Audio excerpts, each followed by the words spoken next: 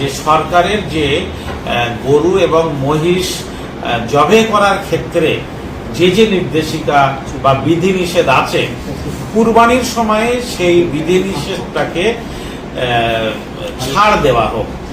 যদি 2 দিনের জন্য বা 4 দিনের জন্য আদালত বা সরকার যদি ছাড় দেন, তাহলে আমরা গরু কুরবানি করব। কিন্তু কোথাও পুলিশের মৌখিক নির্দেশে মেনেও কিন্তু আমরা গরু কুরবানি করব না। রাজ্যের বিভিন্ন জায়গায় দেখা যাচ্ছে যে এক একটা থানার যারা পুলিশের আধিকারিক তারা এক এক রকম কথা বলছেন। আমরা কিন্তু সেই এক এক রকম কথায় মুসলিম সমাজকে অনুরোধ করব, আপনারা কর্ণপাত করবেন না।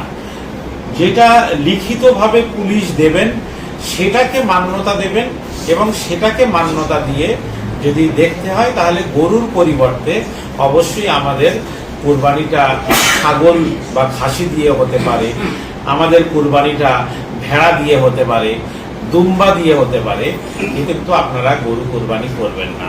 রাজ্যের ইমাম সাহেবদেরকে বলবো, আগামীকাল পবিত্র জুমার দিন, এটি ঈদের আগের শেষ জুমা, ফলে এই জুমাতেও আপনারা ঘোষণা করে দিন যে ইমাম সাহেবরা কোনো সরকারি নির্দেশিকা অমান্য করে কোথাও গরু কুরবানি করবেন না, কোথাও মহিষ কুরবানি করবেন না।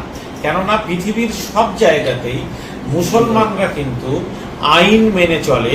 ভারতবর্ষের মুসলমানরা সরকার যে আইন করবেন সে আইন মানতে যদি কোথাও কষ্টও হয়, তাহলেও এই ধরনের আইনগুলো অন্তত যেখানে বিকল্প অপশান আছে, গরুর পরিবর্তে মহিষের পরিবর্তে ছাগল কিংবা ভেড়া দুম্বা কুরবানি করার সুযোগ আছে, সেগুলোই কুরবানি করে মুসলমানরা ঈদ উৎসব পালন করবে।